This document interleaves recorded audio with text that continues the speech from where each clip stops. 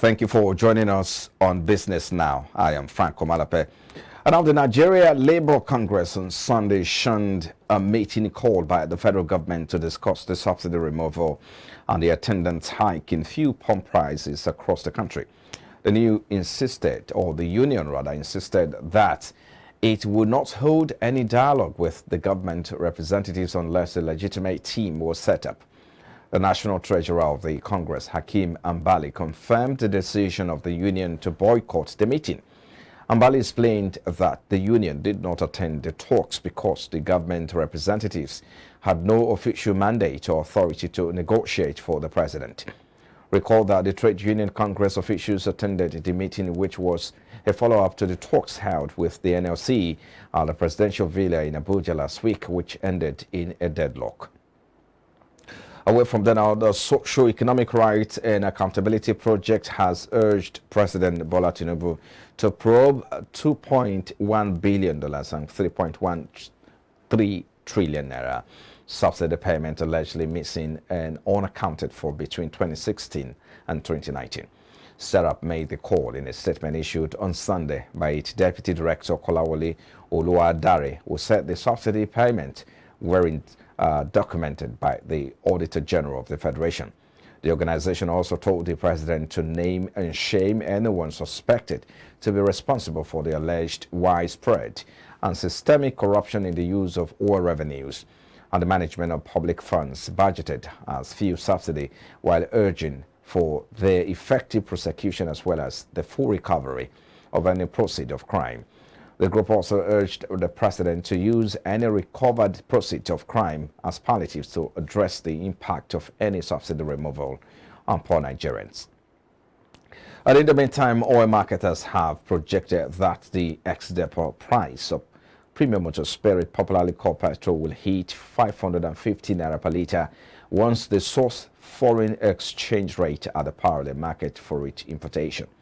Ex-depot price is the price marketers buy products at the depot, and it determines the price at which they sell to motorists at filling stations.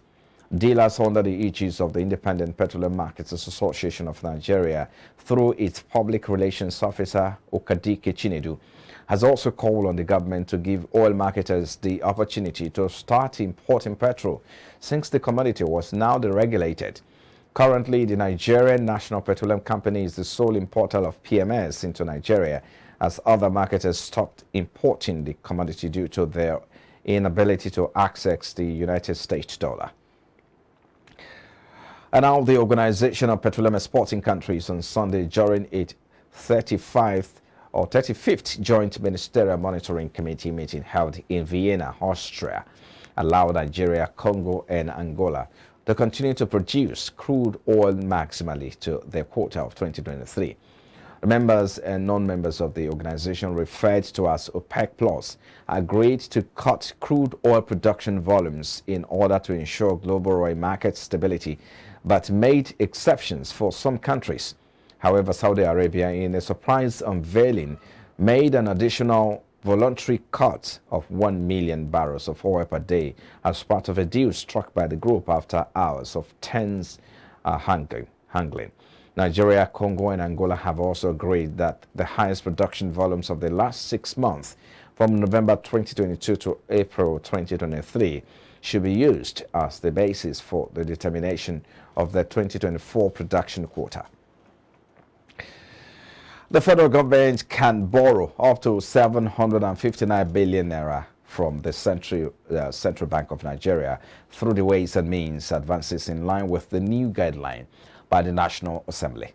The Ways and Means advances is a loan facility used by the Central Bank to finance the government in periods of temporary budget shortfalls subject to limits imposed by law.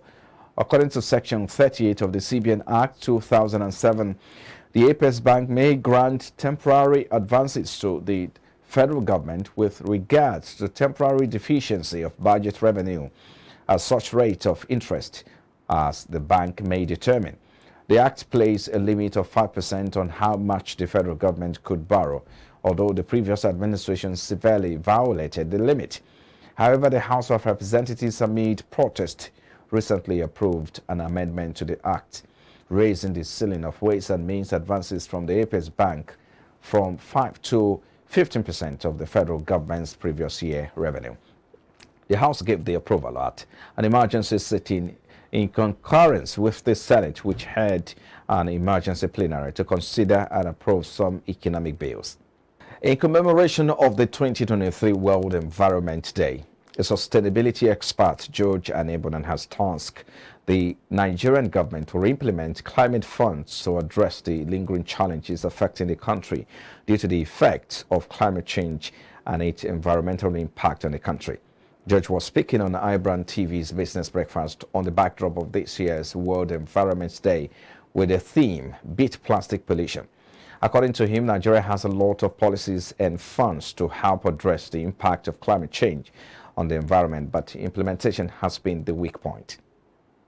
Nigeria has been able to set up a lot of structures, platforms to address the issue of sustainable development and mostly achieving net zero agenda within by 2030 and 2050, which is the second leg or the second stage of it. So I say, for instance, Nigeria is big on some agreements. For example, the African Alliance, the Africa Circular Economy Alliance. Okay, come home. We have also Circular Economy Working Group, which has been set up.